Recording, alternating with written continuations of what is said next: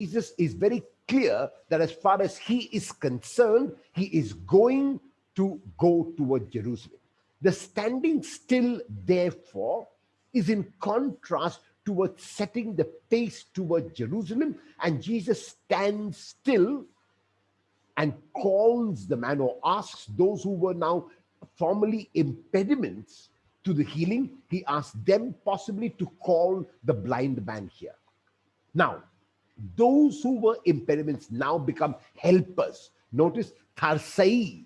Tarsai is basically take heart or take courage. And we might remember in chapter 6, verses 45 to 50, in the scene where Jesus comes walking on the water toward the disciple in the fourth watch of the night, he uses the same word, courage. I am, meion phobieste, do not be afraid. So Tarsai, basically, which is used here, might also be translated as take heart or take courage, get up, he is calling you. So even though Jesus is determined to reach Jerusalem, he will stop because he wants to reach out to this man. The throwing of his cloak can be interpreted in a variety of ways. One way is to interpret the throwing of his cloak as his eagerness. He sprang up. So the eagerness, he doesn't care about what is, he doesn't care about what is holding him back. He just throws off what is holding him back. Another interpretation is his faith. Very clearly, Bartimaeus knows that he will not possibly require the cloak any longer, because he possibly used the cloak as a collector for alms or for things which people would drop into his cloak. He would possibly drape the cloak around his back and bring it in front of him as he sat on the roadside begging, and the cloak would form a sort of bag, so that people dropped either coins or people dropped food into the cloak and it would not fall on the ground. That is basically, so Bartimaeus, by throwing off his cloak, is also giving up that which sustained him, because he knows that he will be able to see again. So that is why it can be interpreted also as the faith of Bartimaeus. Jesus sees the man and can see that he is blind, and yet Jesus will not presume that the man wants healing. In chapter 5 of the Gospel of John, verses 1 to 5, Jesus encounters there a paralytic who has been ill for 38 years. Even to that paralytic, Jesus does not presume or assume that the man wants to be healed of his paralysis. And there also he will ask him, do you want to be healed? Here, Jesus asked the blind man, what do you want me to do for you? And we link up this question to the question which Jesus asked the brothers James and John when they came to him, Rabbi, we want you to do something for us. And they put Jesus on the mat by not allowing him an option. And so we want you to do something for us, and you cannot say no to that. And Jesus asked them at that time, what do you want me to do for you? Here, the blind man speaks about his need and not his want. His need is that he wants to see again. Unlike in 8:22 to 26, where external methods were used, where the healing was in two stages, here the healing is not even with a touch, simply with the word go. The word go is an indication that the man is healed, but Jesus interprets the word go to mean your faith has made you well. And the faith is seen in the throwing of his cloak, and also seen in his eagerness, and seen in the insight, namely the sight with the heart, to recognize in Jesus as Son of David. It is only Mark who tells us in this miracle. Matthew has a similar miracle, not the same. In Matthew, the man is not named, as a matter of fact. In Matthew chapter 20, there are two blind men. Matthew likes to duplicate, Matthew likes to exaggerate. One, he makes it two, and so on. That's why even in the feeding of the 5,000, he will say, not counting women and children, because Matthew likes to exaggerate and show Jesus in a much, much more positive light. Here, Mark is the only evangelist who has this praise. Bartimaeus, after regaining his sight, followed him on the way. And this section of the way then is completed with this praise, followed him on the way. Because in the next section, as we shall see, Jesus will enter Jerusalem. So we notice Jerusalem is the place where Jesus will now enter in chapter 11. So of the structure, we have completed the desert section, the Galilee section, the blindness and sight healing leading to another blindness and sight healing, and in the center, the section of the way. In Jerusalem, when Jesus enters, we can see that the Jerusalem section will be divided into 3 chapters for our understanding. The first chapter might be termed as an entry into Jerusalem, in which there are a number of controversies, which we will see in a few moments. The second chapter might be termed as the eschatological discourse, and the third, the passion narrative. So this is how we will approach the Jerusalem section in the Gospel of Mark: the entry, the eschatological discourse, and the passion narrative. The Jerusalem section begins, therefore, with the entry of Jesus into Jerusalem and the controversies. When Jesus enters Jerusalem, the first place that he goes to is the temple. And it is within the temple that a number of controversies will take place. At the end of this chapter, Jesus exits or leaves the temple for the final time. The clearing of the temple is followed by a controversy, and this controversy is about the authority of Jesus. And the question about the authority of Jesus is connected with the incident of Jesus clearing the temple. On the other side of this controversy, there are a number of other controversies, namely the controversy about taxes to Caesar, about the resurrection, and even though the third cannot be called a controversy, it is a question that is asked, namely about the first commandment, and then, of course, about David's son. In the center of this chapter is the parable of the murderous tenants, which possibly has been allegorized already in its telling. So in our first part, the first 11 verses speak about the entry of Jesus into Jerusalem in chapter 11. So they are now approaching Jerusalem. And even as they are approaching Jerusalem, Jesus will give instructions to his disciples. And the disciples who are sent once again in pairs, like Jesus sent them in Mark chapter 6, verses 7 to 13, when he sent them out on mission.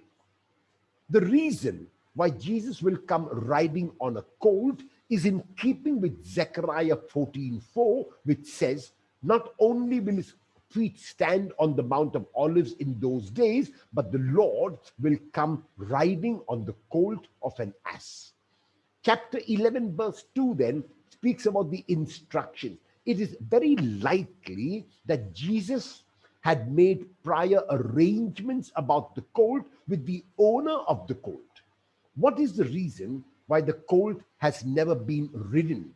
There are 2 reasons at least. One is because a colt, a new colt, a fresh colt, was used for religious purposes, and also it was to be used exclusively by the king. So therefore it is reserved in a way for special use, because this entry of Jerusalem into Jerusalem in the Gospel of Mark is the first entry as far as Jesus is concerned. It will be a special occasion, and that's why the colt has never been ridden.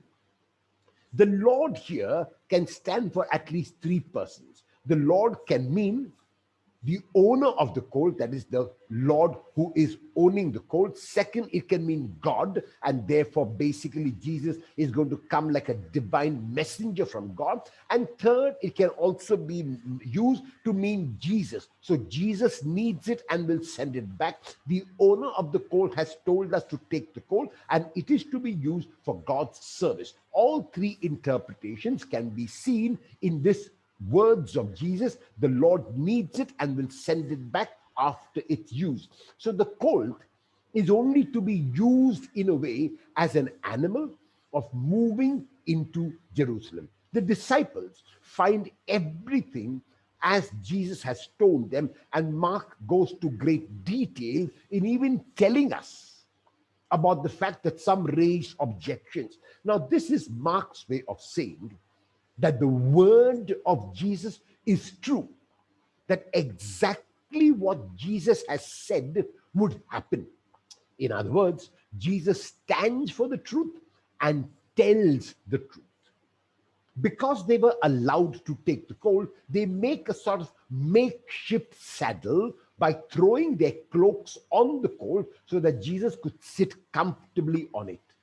And even as Jesus moves, the people spread leafy branches, palm branches, and we celebrate Palm Sunday to show Jesus' entry into Jerusalem is used only by the Gospel of John. And if you remember, on Palm Sunday, the procession from wherever we are into this place of celebration, the gospel text is read from John, because only John has this palm branches in his text.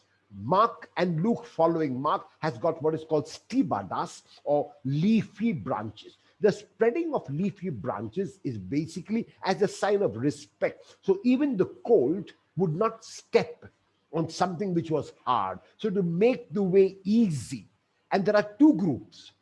One group is going ahead of Jesus, one group is following him, and they are shouting from Psalm 118, Hoshiana. This Aramaic term Hoshiana, or the Hebrew term Hoshiana, basically is translated as Hosanna. Originally, the meaning of this Hoshiana was save us now, or save us please, pleading to God to save. Hoshiana, Hosanna. Later, and even at the time of Jesus, it became a shout of praise. The one who is blessed, while here refers to Jesus, later began to refer to anyone who came to the temple to worship, because one of the things that an youth or an adult Jew had to do in his lifetime was to visit the temple. And so anyone who had the opportunity and the privilege of visiting the temple was considered blessed. So blessed is the one who comes in the name of the Lord, while in this context, it refers specifically to Jesus. Later, it would refer to any pilgrim who came to the temple in the name of the Lord. Jesus enters Jerusalem, and the first place that he visits is the temple. Now, when he looked around at everything, is Mark's way of telling us that he took in all that there was to take. He saw the situation as it was, and it is very, very likely that he saw what he did not approve. So he could see in the temple already that there was no true worship. His reason for going to the temple would possibly be for worship. would possibly be to pay respects to God, would possibly be to adore God. And yet, when he goes, he cannot find it. So he sees the temple already as seeming to have the worship, but where there is no true worship. It is in this context that we must see the next scene, which Mark places as a sandwich construction. In Matthew, we have the scene. Luke does not have the scene of the cursing of the fig tree. Matthew has the scene, and in Matthew, the fig tree withers instantly, because Matthew's intention is to show this as a work of power. The words of Jesus contain and carry power, and therefore the fig tree would wither instantly. This is not Mark's intention. By telling us already before the incident of the cursing of the fig tree that Jesus went into the temple and saw everything, he wants us, his readers, to interpret the cursing of the fig tree in this context. Now we notice that on the following day, because it was evening, he went to Bethany. Now you see, it seems very unlikely that if they stayed in Bethany, he would not have had something to eat there. So by Mark telling us he was hungry, he is seemingly setting the stage for the miracle. He is setting the stage to make this miracle believable, and yet the miracle really is not believable. Why? Because up to now, we have never seen Jesus wanting something for himself. We have never encountered Jesus working a miracle for himself. So he was hungry is Mark's way of trying to make the miracle plausible, and yet, because of the context, the miracle seems to be totally implausible and not in keeping with what we know of Jesus until this time. So Mark speaks about the hunger. In John chapter 19, the last words, or the second last words of Jesus when he hangs on the cross are, I thirst. The thirst of Jesus there is not for physical water or for physically something to drink, but he thirsts even on the cross for God's will. So even there, he continues to thirst for God's will, as if to say, I do not mind hanging on the cross, because as he says in John 4:38, my food and my drink is to do the will of the one who sent me. And so here, the hunger of Jesus could be interpreted in the same way. The hunger is a hunger for true worship, not for sham worship, for worship from the heart, for worship which is not merely external. And that is why I insist that the miracle or the incident of the clearing of the temple must be interpreted in that manner. When he sees that there is a fig tree in leaf in the distance, this must be linked up to what Jesus saw from a distance about the temple. And when he saw the temple, he saw that there would be worship. He goes to worship. But when he enters the temple, he sees that it is not possible to worship. Why? Because everything else besides worship is going on there. Now you link it up with the fig tree. And Mark deliberately says, seeing in the distance a fig tree, and the fig tree is in leaf. So if it is in leaf, it's possible that there may be figs. Possible. Jesus has to go and see, like he went and saw in the temple. When he came, there are no figs at all. And it is not the season for figs, is only mentioned by Mark, and once again deliberately, to tell us and to indicate the implausibility of such a miracle, because it is not a miracle. If you go through my earliest lecture, you will remember that I said there that all the miracles and exorcisms are either in the Galilee section or on the way. There is no miracle in Jerusalem. And I even pointed out then, there will be in chapter 11, verses 12 to 14, the cursing of the fig tree. In chapter 11, verses 20 to 21, the withering of the fig tree. And I said that cannot be considered as a miracle. And I will explain now why. So by Mark adding this phrase, it was not the season for figs. We must understand that Mark is not telling us about the fig tree. He's telling us instead about the temple, and the fact that Mark does not narrate the withering immediately, but interrupts it by the clearing of the temple is an indication that Mark wants us to see them in conjunction with each other. And therefore, the words are, may no one ever eat fruit from you again. The disciples hearing it is in order that Peter would say the next day when they came that the fig tree had withered. And we make the connection that it is withered because of the words of Jesus, which are, may no one ever eat fruit from you again. Then we come to the text which many, according to me, incorrectly call the cleansing of the temple. Jesus is not cleansing the temple, rather, he is clearing, driving out those who are selling and those who are buying. He's overturning the tables of the money changers. And notice, he would not even allow anyone to pass through the temple to use it as a thoroughfare, to use it as a way they could take a shortcut. So notice, it is not so much the trade in the Gospel of John. The details are quite different.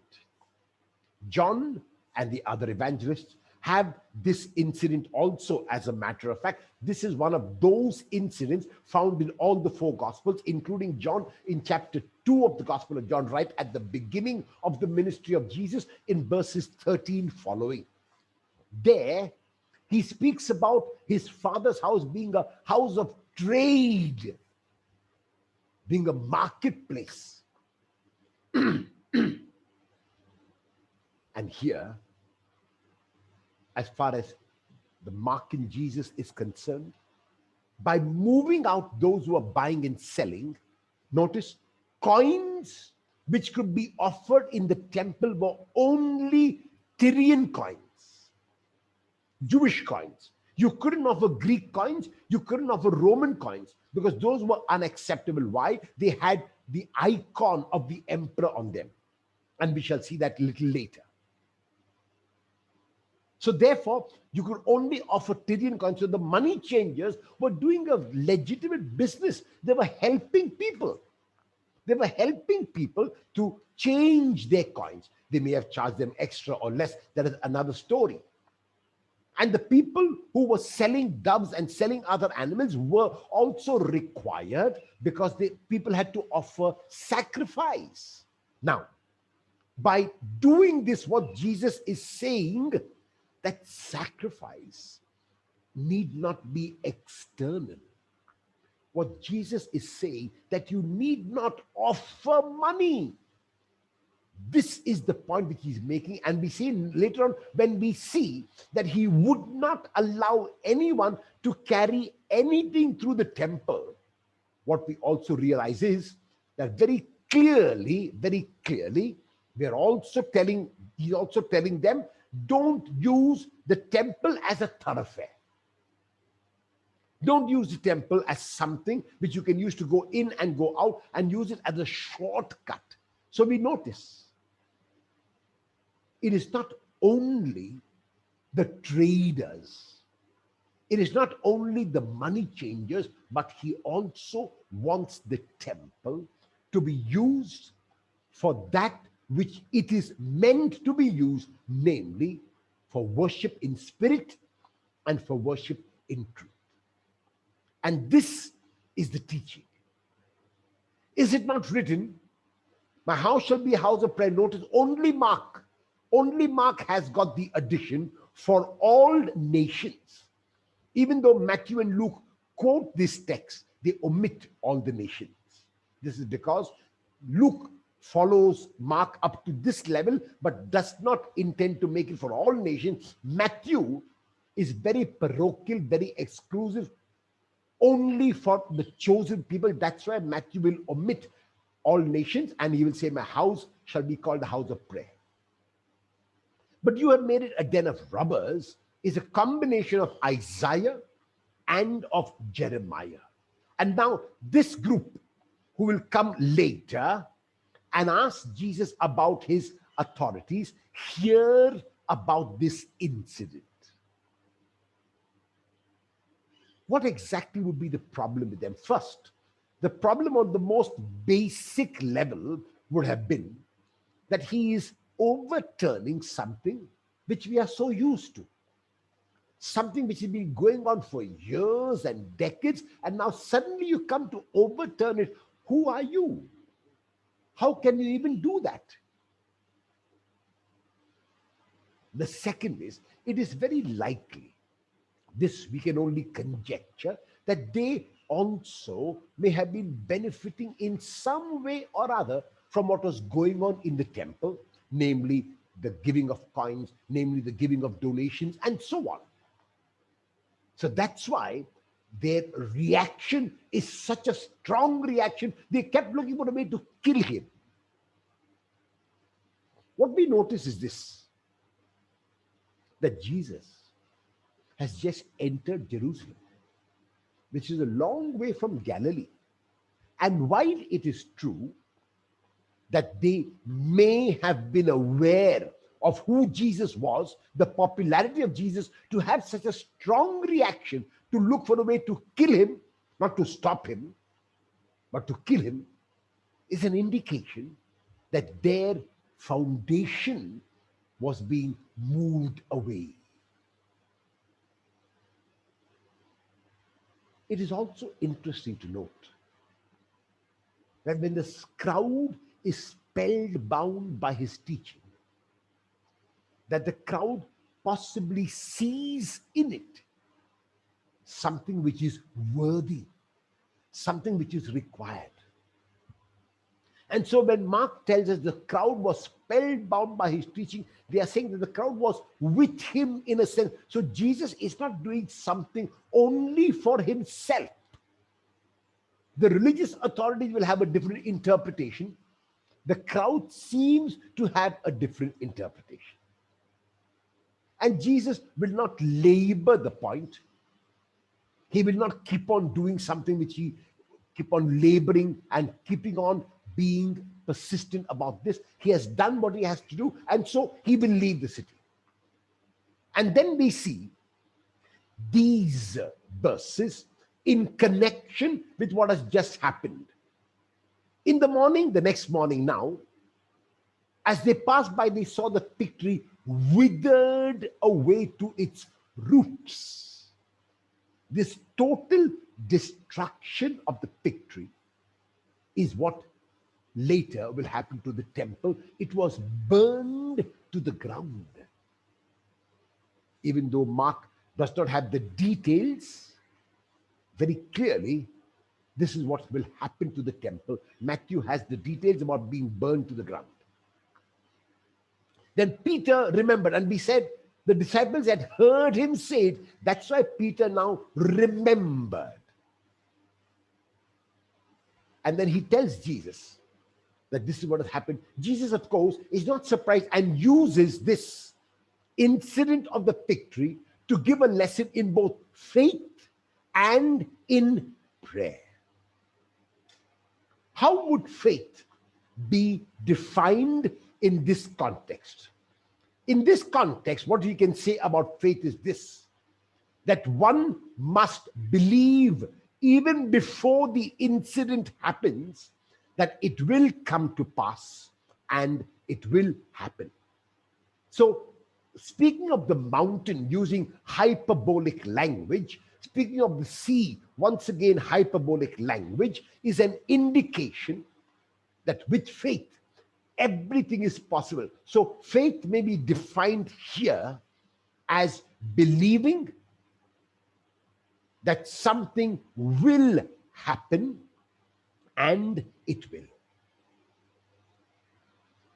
And then in the next verses, what Jesus speaks about is the mountain and the sea. Once again, there is no doubt. The word doubt is from the Greek dupsikos, which is to be translated as double-minded. And we must remember that Jesus never uses dupsikos about Thomas in John chapter 20, verses 19 to 23. There, many people mistakenly call Thomas doubting Thomas. No, doubt is a bad word. Doubt is double-minded. To be double-minded means saying, yes, Lord, I want it, and then in the next moment to say, Lord, I do not want it. So the Lord himself is confused. That is what doubt is. When Jesus encounters Thomas, he uses the word apistos. Apistos is translated as unbelieving, not doubting. So Thomas is invited not to be apistos, but to be pistos, not to be unbelieving, but to be believing. Here, the word mentioned very clearly is doubt. So doubt is double-minded. Doubt is you are not sure what you want. So if you're not sure what you want, how can God be sure? And so therefore, in prayer, so the lesson which Jesus gives now is a lesson in prayer. Whatever you ask for in prayer, that means when you are praying, you must have faith. And he's speaking to the entire community. And when you are praying, the invitation is to forgive. Now, what does forgiveness in this context mean? Forgiveness means to realize that there is nothing to forgive. If we have no expectation of another, and we must not have because it's not fair to the other, then there is no need to forgive. Usually, I have the expectation that a person will behave in a particular manner, that a person will speak in a particular manner, that a person will do something which I expect the person to do. Now, if the person does not behave in that manner, if the person does not speak in the manner, if that person does not do what I have to do, I get upset. And I say, you hurt me, I forgive you. No, the question is, why did you expect the person to behave in that manner? If you did not expect, you would not need to forgive. In John chapter 8, verses 1 to 11, the beautiful scene of the woman caught in adultery, Jesus does not forgive the woman there. What he says is, woman, where are they? Has no one condemned you? Neither do I condemn you. So if we never condemned, we would not need to forgive.